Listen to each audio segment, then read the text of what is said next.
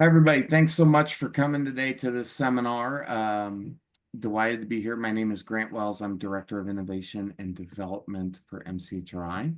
Today, we are pleased to feature a really compelling topic, suprazygomatic maxillary nerve blocks and the opioid requirements in pediatric adenotonsillectomy, which was reviewing a randomized clinical trial that Carole and Stephen have recently conducted and published results on. Really delighted about this particular topic. It's going to be really exciting, especially as we're looking at reducing opioid use around children and adolescents. But first, just want to cover a couple of topics today. Just want to thank our education committee who helps us put on this seminar series, and really this work cannot be done without them. So just a special thanks to each of them. Also want to mention we have an upcoming seminar at the end of this week with Bonnie Halpern-Felsher and Kimberly Pike Grimm on our qualitative research findings. So hope you're able to make it to that. And then another seminar for a qualitative research series with Anna Grumman and Amanda Zeitman, focused on scalable strategies for improving diet and mitigating climate change. So really exciting topics coming up. But then just really want to turn attention to Carole and Stephen today. So blessed that we have a seminar that features a colleague from another institution. So thanks so much, Stephen, that you're able to be here. Just really excited to see how Stanford and Kaiser kind of partnered together on this really impactful study. But I want to turn to Carole, who is a clinical associate professor here in anesthesia and perioperative and pain medicine. Also a member of MCHRI, and has a really great background as it relates to new and innovative pain management strategies. So excited to hear about the results of this trial and maybe some other up and coming ideas that you have, Carole, on what's to come. So I'll turn it over to you. Okay. Thank you so much. I am going to, without ado, share my screen. Start the presentation.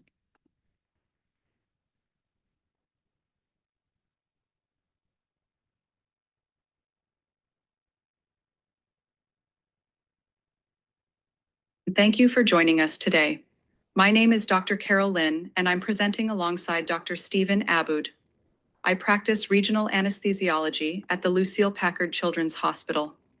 Dr. Abboud is also a regional anesthesiologist and my co-investigator. He is currently practicing at Kaiser Santa Clara. Dr. Ban Sui, our study lead and mentor, is now at the Chinese University of Hong Kong in Shenzhen. Today's presentation will focus on our MCHRI grant-funded research into the suprazygomatic maxillary nerve block, a novel approach for managing postoperative pain in pediatric adenotonsillectomies. We'll be discussing our study design, findings, and the potential impact this technique could have on reducing opioid use in pediatric surgeries. Thanks to your generous funding and support, our research and quality improvement initiatives in healthcare were able to be launched. This procedure is a common pediatric surgical event. There were an estimated 10.5 million procedures globally from 1993 to 2014. This procedure is associated with a high amount of pain. Over 75% of pediatric patients experience severe pain after surgery, and pain management is often insufficient, especially in the critical first 2 days post-operation. This underdosing of pain medication can lead to several complications, such as dehydration, poor oral intake, and even readmissions. These complications not only impact the child's comfort and recovery, but also increase healthcare costs due to additional care needs. Pediatric patients with obstructive sleep apnea, or OSA, present unique challenges when it comes to pain management. Due to their condition, these children have an increased vulnerability to respiratory complications when opioids are used. This risk necessitates alternative approaches to managing postoperative pain to ensure their safety. Recent studies have shown that nearly 20% of children undergoing adenotonsillectomy are prescribed opioids for pain relief. This statistic is concerning as it highlights the significant risk these patients face, especially given their predisposition to respiratory events. In children with OSA, the increased opioid sensitivity leads to a higher risk of airway obstruction that can lead to negative pulmonary edema, worsen apnea episodes, and cause oxygen desaturation. Hypercapnia and prolonged sedation further complicate recovery, often requiring closer monitoring and respiratory support. So what is the suprazygomatic maxillary nerve block? The suprazygomatic maxillary nerve block is a regional anesthesia technique targeting the maxillary branch, V2, of the trigeminal nerve through an approach above the zygomatic arch. It provides effective pain relief for procedures involving the posterior pharynx, palate, midface, and upper jaw, minimizing the need for systemic opioids. The maxillary nerve block has evolved from an intraoral technique such as the posterior superior alveolar, introduced by Adaccia in 1968, to infrazygomatic and then suprazygomatic approaches. Regional anesthesiologists used anatomical landmarks for needle placement. Later, electrical stimulation was incorporated into the technique to improve accuracy and safety. The title, infratemporal nerve block, implies the local anesthetic is injected after the temporalis muscle twitch is lost. This block goes by several names, reflecting anatomical structures and similar techniques. While it is still performed as a blind anatomical technique during many mission trips, most institutions now use ultrasound guidance to enhance visualization and ensure accurate local anesthetic placement. The maxillary nerve block was originally employed for pain management in dental procedures. It later found applications in surgeries such as cleft lip and palate repairs, and it has also been effective in managing various facial pain syndromes and even migraines. The suprazygomatic maxillary nerve block application for adenotonsillectomies was first described in a case series of 3 adults by Smith et al., and later explored in pediatric case studies. Our study is the first randomized prospective trial to evaluate its efficacy systematically. The maxillary nerve, or V2 branch of the trigeminal nerve, is the primary target of the suprazygomatic maxillary nerve block. Within the pterygopalatine fossa, the nerve is closely associated with the pterygopalatine ganglion, a major parasympathetic relay center. Several important branches of V2 originate here, including the greater and lesser palatine nerves, which provide sensory innervation to the palate, and the nasopalatine nerve, which supplies both the nasal cavity and palate. The infraorbital nerve, a continuation of V2, serves the midface, while the zygomatic nerve branches into the zygomaticofacial and zygomaticotemporal nerves for facial sensation. Additionally, the pharyngeal nerve provides sensory input to the nasopharynx. We are targeting the greater and lesser palatine nerves that innervate the upper tonsillar pillars. To summarize, the nerve branches we target for the tonsils are the greater and lesser palatine nerve. The glossopharyngeal nerve also has contributions to the lower pole of the tonsils. Anatomical variation in innervation is expected.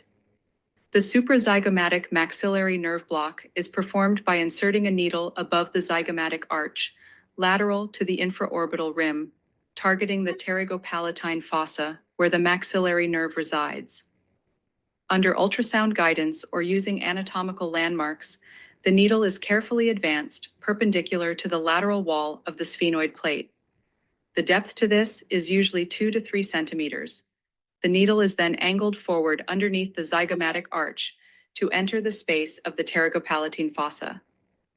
We aim to avoid critical structures like the maxillary artery and venous plexi. Once positioned, a small test injection ensures proper placement, followed by the administration of the local anesthetic. Under general anesthesia, the patient's head is stabilized laterally. The needle is advanced at the corner of the lateral orbital wall and zygomatic arch, contacting the sphenoid bone before angling slightly anteriorly to a depth of 4 to 5 centimeters. An ultrasound probe is then placed below the zygomatic arch to visualize the space and confirm positioning. The ultrasound view of the pterygopalatine space is defined by the maxillary bone anteriorly, the coracoid process of the mandible posteriorly, the infratemporalis muscle superiorly, and the floor of the pterygopalatine fossa below. The maxillary artery can often be visualized as a pulsating structure. The needle may be seen as a bright dot also. Test hydrodissection, test dose, and local anesthesia can be deposited within this space. This ultrasound view of the suprazygomatic maxillary nerve block clearly outlines the pterygopalatine space, with the maxillary bone anteriorly, the coracoid process of the mandible posteriorly, the temporalis muscle superiorly, and the floor of the pterygopalatine fossa below, ensuring precise needle placement. This is a series of ultrasound video clips of the block. We look for tissue motion due to the deposition of the local anesthesia. While ideally the local anesthesia is deposited deeper in the space, the local anesthesia is occasionally shallow. There are no studies correlating the depth of the block to efficacy. In this study, we used a dose of 1 milligram per kilogram of 0.5% ropivacaine on each side, with a maximum volume of 5 milliliters per side. This dosing remains safely below the toxic threshold of 3 milligrams per kilogram. A higher concentration was chosen to minimize the injection volume. While 5 milliliters has been shown in cadaver studies to achieve good spread in the target area, it can also lead to spillover into adjacent structures, potentially causing temporary side effects. The suprazygomatic approach reduces the likelihood of ocular injury, a risk associated with the infrazygomatic technique. Complications related to maxillary nerve block infiltration encompass various issues such as local anesthesia toxicity, allergic reaction, pain at the injection site, infection, swelling, and hematoma, and have a reported rate of 3% for facial blocks. Our clinical experience with this block for adenotonsillectomies and cleft palate repairs has shown temporary side effects, which resolved within 12 to 24 hours, aligning with the expected block duration. Our study encountered one complication that required exclusion. We hypothesize hydrodissection with a local anesthetic during needle advancement, or the volume or placement of local anesthesia spilled over inadvertently deposited the local anesthetic superficially, resulting in blockage of a buccal branch of the facial nerve. This caused mild asymmetrical smiling, which resolved within 5 hours. Adopting the suprazygomatic maxillary nerve block comes with several barriers. As a new application, awareness and experience with the block remain limited, requiring education for both patients and surgeons to build acceptance. Production pressure is another challenge, as the perception persists that block placement delays the surgical timeline. Though rare, complications must also be considered. The MCHRI grant-sponsored study was published in JAMA Otolaryngology Head and Neck Surgery on May 24, 2024, and is the first randomized prospective trial of the suprazygomatic maxillary nerve block in pediatric adenotonsillectomy. It highlights the block's potential to reduce opioid use and enhance postoperative recovery significantly. This study highlights the effectiveness of suprazygomatic maxillary nerve blocks in pediatric intracapsular adenotonsillectomy. The block group demonstrated significantly lower opioid consumption, higher rates of opioid-free PACU stays, and improved FLAC scores. Secondary outcomes showed no differences in adverse events or block-related complications. These findings confirm suprazygomatic maxillary nerve blocks as a safe and effective adjunct for reducing opioid use and managing postoperative pain. There are questions still to ask. What are the long-term outcomes of the suprazygomatic maxillary nerve block? What additional studies are needed to validate and refine the technique? How can multidisciplinary collaboration improve surgical planning and outcomes? Which patients would benefit the most from the nerve block? How does a team-based approach enhance communication and decision-making? Can modifications, such as adding medications, extend the block's duration? More studies are required to evaluate the long-term outcomes and risks of the suprazygomatic maxillary nerve block, as well as its application to broader patient populations. Larger, multi-institutional trials are critical to refining its efficacy. Wider adoption will depend on training providers and collaborating with surgeons to identify optimal patient selection. Additionally, analyzing cost effectiveness and exploring whether this technique can be integrated into enhanced recovery after surgery, or ERAS, protocols will help define its role in modern surgical care. Videography for this presentation includes original work and patient clips, all obtained with proper media consent. We would like to extend our gratitude to Dr. G. Banu Prakash of MedViz, About Medicine, The Noted Anatomist, and Baby Blocks for their invaluable contributions of video clips and resources. Their exceptional educational content, available through platforms such as YouTube, has greatly enhanced this presentation. I am now pleased to introduce Dr. Steve Abboud, the co-investigator of this study. With his expertise in regional anesthesia, pediatric anesthesia, and pain management, Dr. Abboud will delve into the study design, methodology, and implementation details that made this research possible.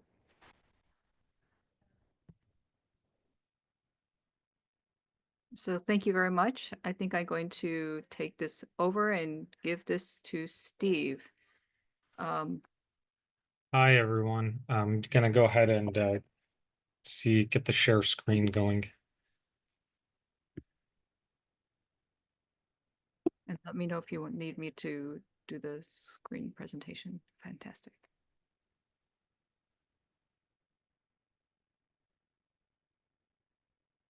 All right, can everyone see the screen? Yeah, it's great. Yep, looks good. Okay. Okay, so I'll delve into our study, a bit of the details, how we did this, and how we organized our study.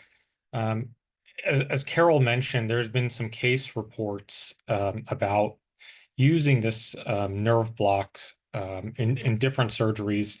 And what we were looking for is if there was something that we can, some kind of regional anesthesia that could help decrease opiate use in adenotonsillectomies, which are one of the most common surgical procedures in children, increasing amount of which are being done for sleep disordered breathing. So our primary objective was to determine if this nerve block reduces opioid use and pain in pediatric adenotonsillectomy. Our hypothesis is that the nerve block group will exhibit less postoperative opioid needs, enhancing the pain management and reducing opioid-related side effects. So some examples of opioid-related side effects that we would be looking into are things like nausea, also depression of respiratory drive, so breathing less, periods of not breathing, things like that. These would be things that we commonly see in the post-surgical period when giving opioids. Our primary outcomes were to look at opioid consumption, FLAC scores, which are which is one pain score, and the rates of opioid-free post-anesthesia care, which means the amount of patients that do not need any opioids after surgery. Our secondary outcome was to look at the recovery duration and also the incidence of adverse events, whatever those may be. So our study design, we wanted to do a randomized clinical trial, and this would be comparing two groups, one group receiving the nerve block and one as a control who received the standard of care. Our objective in designing this study was to really simulate the conditions that an anesthesiologist and a patient would be encountering at a normal community hospital. So we wanted our interventions to be as minimal as possible, and that really lets us isolate on is the block effective, and also lets the anesthetic simulate what would be done in the community. We did this just at Lucile Packard, so it's a single tertiary center. We obtained consent by the patients and children over the age of 7. This part is important. We wanted to do a significant amount of blinding as much as we can to decrease the amount of bias. So The patients themselves were blinded as to whether or not they would receive a nerve block. That includes their parents, so patients and families. The nurses that were taking care of these patients in the post-surgical recovery area were also blinded. So we did not want them to think if the patient got a nerve block, they may require less medication because they may have the bias that it works and treat the patients differently than those that didn't get the block. So the nurses taking care of the patients were completely blinded. The research assistants that we had that were collecting some of the data in the, again, in the post-surgical unit, they were also blind as to whether or not the patients got the nerve blocks. This part we could not blind, which is the surgeon, the primary anesthesiologist, and the regional anesthesiologist. And they were all involved in the operating room. And so for patient safety, we did not blind these people. All of the families received the same instruction set, and all of the patients were followed at home for 7 days. And I think this part is important as well. So the reason that they were followed for 7 days primarily is twofold. One, to check for complications, and two is to check for patient satisfaction with their pain control. So the way we did this was to send them a digital survey. Families that did not answer the digital survey, they were called or were contacted by our research assistants for follow-up. So this gave us 7 days afterwards to know if there were any complications from doing these nerve blocks. Our inclusion criteria. So patients had to be undergoing a adenotonsillectomy, and we had patients in the typical age that would be seen at a community hospital that would be getting adenotonsillectomy, and we had the usual amount of ASA physical status. The exclusion criteria, and this is these exclusion criteria we had to put in just because of the nature of Lucille Packard's patient set. So many of our patients, because it's a tertiary center, have developmental delay or neurological disorders that are complicated. We excluded these patients as we did not feel that they would be part of the typical patient set that a physician would encounter at a community hospital. Additionally, any patients that had known allergies to medications used in the study, significant comorbidities that could affect the study outcomes, and then any contraindicational to regional anesthesia techniques. So an example would be someone that, a patient that would have a coagulation disorder that would cause excessive bleeding that we wouldn't normally do a nerve block in. We excluded those patients. And finally, another thing that I think is a little bit Lucille Packard specific is we have the ability to do a lot of consolidation of care. And what I mean is that patients that are coming for an adenotonsillectomy may need another procedure done at the time. And so we had the ability to combine those procedures. And we decided for this study that we should exclude those patients and just have patients that are purely undergoing adenotonsillectomies. Our anesthetic management, we wanted to keep the anesthetic management liberal because that would simulate what would be seen in the community center. There's a lot of different ways to do anesthesia for these procedures. But we did want to impose some standard consistency. And so these are the guidelines that we came up with, which is using combination of sevoflurane for induction and propofol. Additional sedatives can be used in limited amounts. We gave anesthesiologists a target which for propofol usage, which is very similar to what anyone typically would use. And the last thing is we limited the amount of long-acting opioids. We asked the anesthesiologist not to give long-acting opioids because we thought that would be a confounder. So if some patients were receiving long-acting opioids and some were not, then logically, the ones with long-acting opioids will have less pain in the postoperative period. What's important to note here is that the nerve block medication takes about 20 minutes to work, 20 to 30 minutes to work. And so looking at the amount of opioid used in the operating room would not have given us consistent data because of that setup time typically is about at least halfway through the procedure. So we focused really on how much of patients were using in the postoperative period after surgery was over. And so for that reason, we had the anesthesiologist not give any long-acting opioids. In the post-anesthesia care unit, we had the nurses use their standardized pain assessments to collect data as to how much the pain was for each child.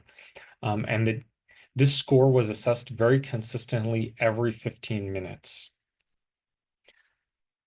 The opioid dosing and pain management was based on a standardized order set, and that is the order set that's used on every patient at Lucille Packard receiving adenotonsillectomy. So this part really simulates exactly what we would do for standard of care, block or no block. Our PACU discharge policy, we had patients stay for at least 45 minutes prior, and their readiness was just assessed on the normal readiness without any interference. And again, the nurses were blinded when taking care of these patients in the recovery area, so they treated them just like they would normally. We looked at things like nausea, vomiting, delirium, adverse events at the block site, as well as periods of apnea. Our statistical analysis, we did a power study, and we found that we needed to get around 26 patients in each group. So we shot for around 30 in each group to anticipate dropout. Continuous variables were represented as means and standard deviation. Categorical variables were given as counts and percentages. Between group differences and continuous variables using a t-test, and categorical variables used a chi-square test. We reported variables as mean difference or risk reduction, and we used the effect size to measure the significance of the observed differences. For the purposes of our study, and I think this is pretty standardized, we use an effect size of 0.2 as small, 0.5 as medium, and 0.8 as large. This part is very important because oftentimes we will see a statistically significant difference. We'll see a p-value of 0.01. And even though there is statistical significance, you will always get the question of, is this clinically relevant? Does that difference mean anything? And so for that reason, we decided to use the effect size to try to show that these differences were or were not meaningful. Getting into our results here. So we recruited 60 eligible patients. We had 7 patients that were excluded. And 3 of these, the procedure changed. So what I mean is that the initial planned procedure was an adenotonsillectomy. The surgeon decided at some point in the procedure to do more or do less, or in some way change the procedure. And so we had to exclude these patients. 2 were excluded because they had a deviation in the anesthetic protocol. And so these are things like long-acting opioids, or if there was some kind of emergency or variation, the anesthesiologist had to use their discretion to care for the patient, but they fell out of the anesthesia protocol. And then 2 patients had deviations from our normal block protocol. In the end, that left us with 53 patients that were randomized. 26 went to the block group and 27 to the control group. This summarizes the demographics of the patients in both groups. Um, what's pretty noticeable here is that these patients, for the most part, are identical. So the randomization made sure that the patients had pretty identical demographic characteristics. The ages were about 6 years old. We had a nearly even split between female and male. One thing to look at here is patients with obesity. So there was 10 patients in the control group, 10 patients in the nerve block group, nearly identical amount. So all the patients were essentially equal in their characteristics. Looking at our clinical outcomes. And so we divided the clinical outcomes into two parts, so some in the PACU and some post-discharge. So we measured the amount of opiates used in morphine equivalents. And that let us standardize for patients that received different kinds of narcotics. The important thing to note here is that because children have different weights depending on their age, these were measured in mill equivalents per kilogram. And this let us control for the size and weight factors. And so looking at the amount of morphine equivalents used, it's nearly half. It's actually a little bit more than half. So we found that there was a big difference in the amount of morphine mill equivalents that was used, and that's reflected in the effect size. Looking at the pain scores, we found that there was, again, a significant reduction in the amount of pain scores, and that effect size, again, was large. What stood out to us was the amount of patients that were able to, leave the recovery area and go home without getting any opioids at all. So there was only 7 in the control group, whereas we had 15 in the block group. And so we saw a good effect size here, showing us that the nerve block was doing something and taking effect in these patients. Another thing to point out here is one of the questions that's often asked is the nerve block worth doing? Is it worth the time that it takes? And so we went back and looked at how much time did these patients have in the operating room. And here we found that the nerve block took around 17 minutes longer in the operating room, but the time in the recovery area was pretty identical. So patients were not, it did not change the recovery time at all, but it did add about 17 minutes in the operating room. In the post-discharge phase, so here we looked at how many patients, first of all, responded to these. As you might have guessed, the response rate was really high at the beginning and then tapers off towards 7 days. But the thing to note here is that in post-op day 1, 2, and 3, we had pretty consistent pain scores and very small differences between the two groups. And this is something that we expected because the time that the numbing medication lasts, we expect it to wear off by the following day. So we expect these pain scores to look the same. In terms of readmissions, we found that there was 4 readmissions in the control group and 0 in the nerve block group. So big difference there. And then when we look at the adverse events, we find that they're pretty consistent. No big differences in the adverse events. One of the other adverse events that we looked at, and I think this part is important because it plays into why we are really doing this study. What we are concerned about in the postoperative period is apneic events, meaning that patients stop breathing. So these patients with sleep disordered breathing have a higher risk for apneic events, and giving opioids opioids is well known to increase that risk. And so that is one of the things that we looked into. Looking at the differences between the two groups, we found that 8% in the the block group had apneic events compared to 30% in the control group. So this is a big difference, and we think this correlates to the amount of opioids that were given.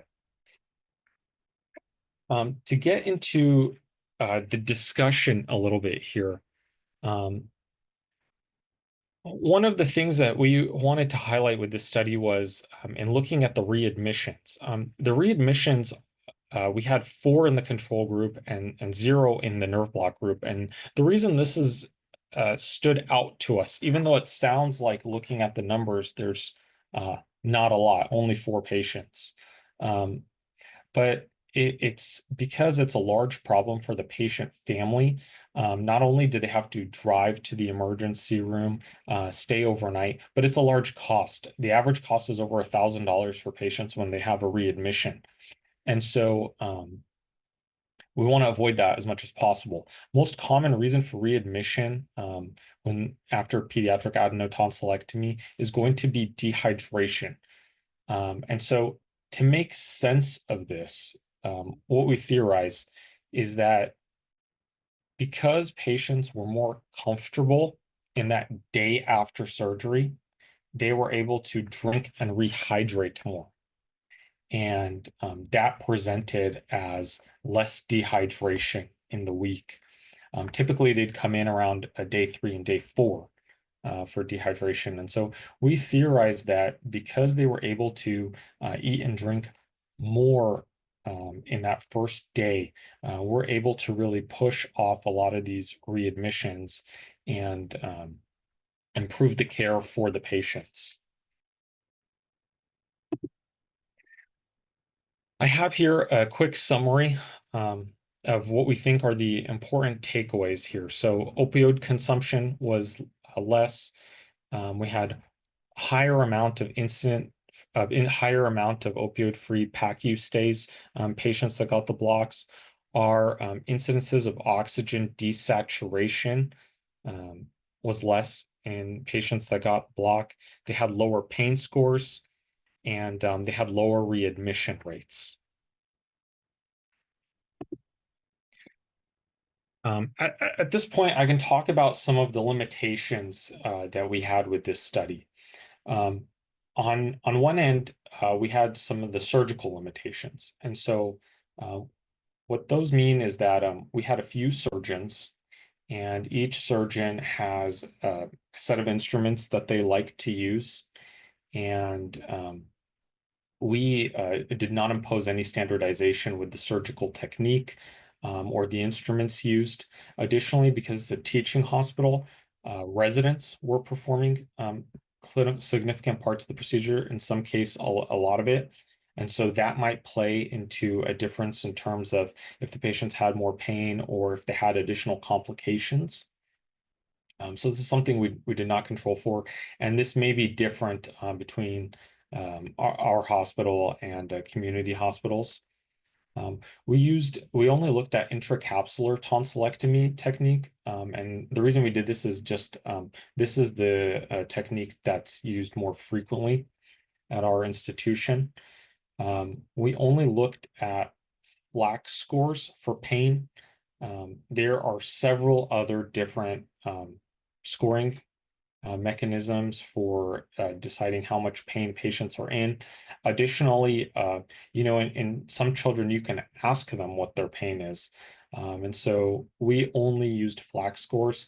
Maybe if we'd asked subjective pain scores, we may have seen a different result, but that was just the scoring system that we thought was well established and we decided to use for this study. Additionally, we were unique in that we have highly specialized pediatric regional anesthesiologists that were available to do these nerve blocks. We do these nerve blocks at Lucile Packard quite a bit. And so the anesthesiologists performing these blocks are very experienced. And so this may not be the case in a community hospital. We can definitely anticipate that there is a learning curve that would be associated with this for people that have never done this before. And that might influence some of the results. So we can say that with our study, we had very consistently high quality nerve blocks being performed, and that may have influenced our data. Additionally, our anesthetic protocols may be different than what's used at community hospitals. One question may be, how does that influence the data? I can give a real example of that. So at our facility and for this study, we typically have around 3 types of prophylactic anti-nausea medications that are given to every patient in the operating room. And that's more aggressive, I would say, than most facilities would be. And that might limit us because when looking at adverse events in the recovery area, such as nausea and vomiting, it may be a wash because all of the patients were given such aggressive anti-nausea prophylaxis. Finally, our study was not powered for subgroup analysis. What we wanted to look at was, is there a difference, and is this nerve block safe? Are we going to see a lot of complications with this? In the follow-up, we did not see complications, and just as importantly, patients' families were asked if they were satisfied with the pain control, and all the patients in the block group were satisfied with their pain control. One of the things that I think would be worth looking into is a subgroup analysis. And what's important about that is, when going back to the question, who should get this nerve block? We would want to see at which patients is it most effective for. And we simply were not designed or powered for that subgroup analysis. Specifically, not all patients had sleep studies, not all patients had documented AHIs, so apnea-hypoxia index. And so we could not characterize, we could not say patients that had the highest AHI or had the worst sleep studies benefited the most. Finally, the last thing is that we did not directly record how long it takes to do the nerve block. We just estimated this based on how long patients were in the operating room. And so the 17 minutes of additional time may not reflect in a community setting. Additionally, because we had trainees in our facility, they would often watch or get explanations as to what was going on with the nerve block, and that took time, as well as timeouts. So I think in a future study, it may be worth looking into how long does it take an anesthesiologist to perform this nerve block in a setting that more accurately simulates real life, and that would help us get this answer as to does it really cause much of a delay. Here's a last summary, and this is just an infographic that was included in the main article, summary of all the of the most important points. I'll give you a second to take a look at that.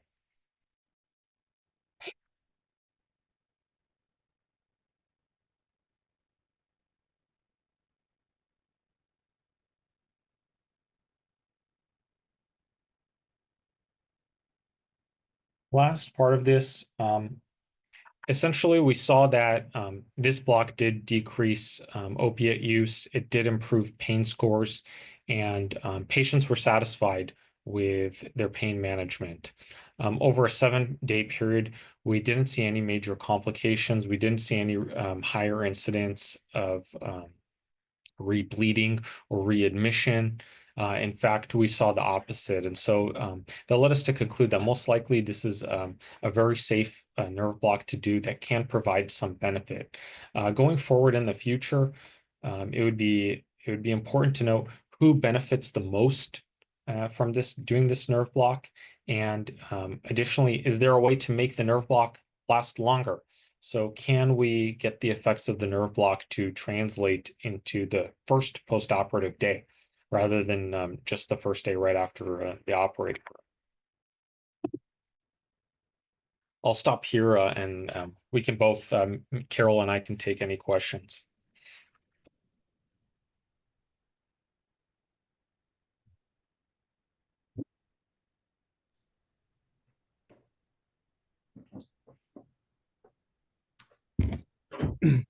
Carole, great. That was amazing. And Stephen, I really appreciate that. Can you talk about, I mean, it seems like a relatively simple procedure that has a big effect. Can you talk about how to extend it out a little bit, as you mentioned, a little bit longer, and the risk benefit ratios that might, because if you could extend it out even longer, you might, to cover the next day, it might actually completely alleviate any other anesthetic use, right? That's a great point. And we, yeah, that's a very good point. So typically, one of the things that we would do for nerve blocks in general is we can add medications that are known to lengthen the duration of action and the benefit. And so one of those medications would be something like Precedex, and that would give us some increased length of time, but mainly it's through the addition of some adjuvants that are used in regional anesthesia and would give us a longer amount of time. And it would be worth studying as to how much longer and if there's any effects from that. In regards to who benefits the most, our theory would be that it's those affected most by sleep disordered breathing. So patients with high AHI, patients with obesity. We attempted to do a subgroup analysis looking at patients that were obese. On that demographics slide, I included about 10 in each group had obesity. And, we did a logistic regression to try to see if there was, to see if this was a factor essentially. And what we found that although it approached significance, I think our numbers were just too small to make that claim. But our theory would be that in those patients, they'd have more benefit and likely also they'd be more harmed by getting opiates. I can give you a real life example of this. I had a patient, 6 years old. Her sleep study was so bad that the pulmonologist called the family and told them to come immediately to the ICU. So she was desaturating about 40% every night, started to have developmental delay from the consistent hypoxia every night. And so for that patient, definitely I did not want to give any opioids. And, I had a surgeon that was, needless to say, never heard of this block and extremely skeptical. But that patient required no pain medications in the postoperative period, had 0 apneic events in the ICU, and did great. And so in my mind, that's who stands out as, first target for doing this kind of nerve block. Yeah. That's very cool. Yeah, there are also studies currently in cleft palate and on this block, and they're using adjuncts, and they're finding it is safe and it is lasting longer and is decreasing the amount of opioids. That is a different patient population, though. And one thing I did want to mention in my first presentation is that there is anatomical variation as well. So because the target area is actually innervated by the greater lesser palatine, the V2 trigeminal distribution, but it may also have contributions from the glossopharyngeal.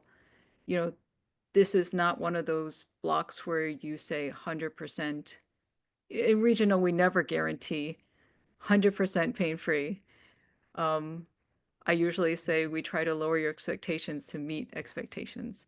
So we always say that the goal is to decrease pain, but we can never have that 100% expectation of pain-free surgery.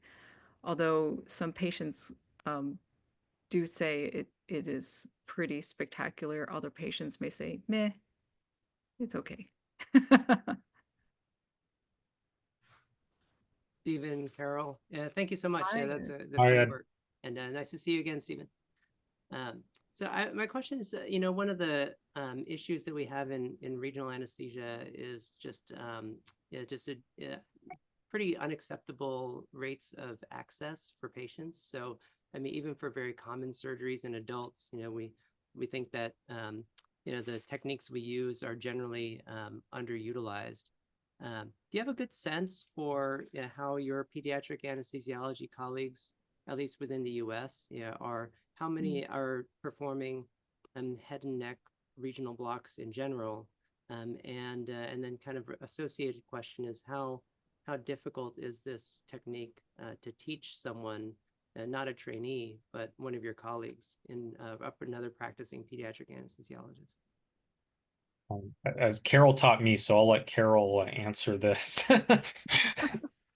Great questions, Ed. And it's I think I see two questions in there.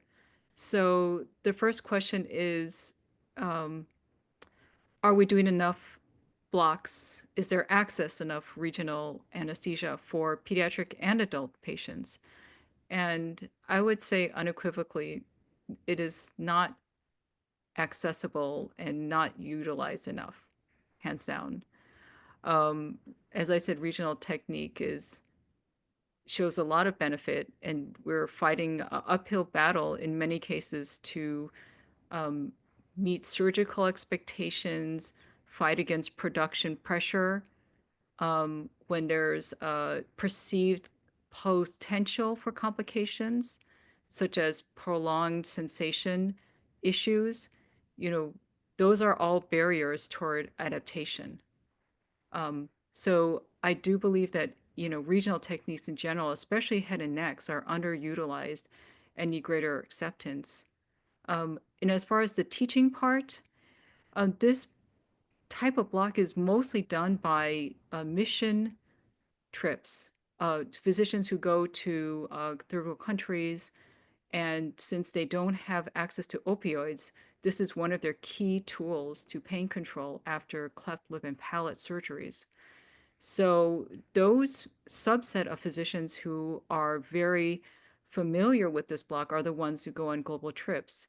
It's not routinely, although I hope it will change, and it's making inroads into academic centers. And of course, after academic centers, then it makes its way more towards the community. But it's just right now limited to really, as far as I'm aware, the physicians who are most familiar, have done it for many of their years in practice, are the physicians who go to mission trips. So, and as far as teaching it, it started as a blind technique. It gives people a second look or widens their eyes when they see it. But it's a relatively straightforward procedure that even without an ultrasound technique, in the hands of experienced person, you can teach it within, a certain set of, easily 5 to 10, and then that person will feel more comfortable doing it without ultrasound even, but with ultrasound, it just adds an extra layer of security to seeing the local anesthetic deposit within the space. Thank you. Awesome.